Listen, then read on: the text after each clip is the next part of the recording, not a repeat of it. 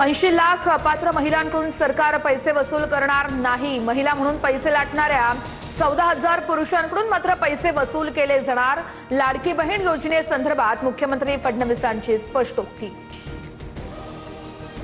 लाडक्या बहिणींची मतं विकत सरकारी तिजोरीमधून पैशांची अफरातफर।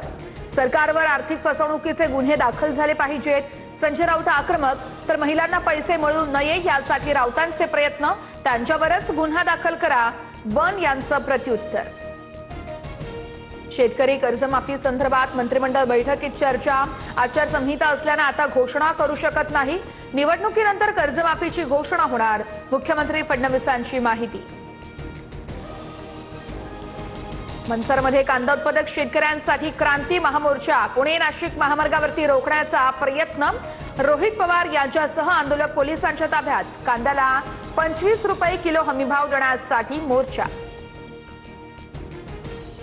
निवडणूक अधिकाऱ्याने विक्रम काकडेंच्या अर्जावरील आक्षेप फेटाळला। काकडेंनी अर्जात मालमत्ता लपवल्याचा पवारांच्या राष्ट्रवादीचा आरोप आहे। या निर्णयाविरोधात पवारांची राष्ट्रवादी कोर्टात जाणार। पुणे विधान परिषदेसाठी महायुतीकडून विक्रम काकडे यांना उमेदवारी। पक्षातील नाराजीवरती पडदा टाकण्यात पार्थ पवारांना यश। पार्थ पवारांसोबतच्या बैठकीनंतर सुनील टिंगरेंची नाराजी दूर। पक्ष वाऱ्यावर सोडणार नाही, सुनेत्रा पवारांनी आश्वासन दिलं। टिंगरेंची माहिती, डमी अर्ज मागे घेण्याची शक्यता। महायुतीमधील बंडखोरी शमवण्यासाठी हालचालींना वेग। रवींद्र चव्हाण आणि सुनील तटकरे यांच्यामध्ये अर्धा तास बैठक। बंडखोरांसोबत संपर्क साधण्यास सुरुवात। अर्ज मागे न घेतल्यास पक्षाकडून शिस्तभंगाच्या कारवाईचा इशारा।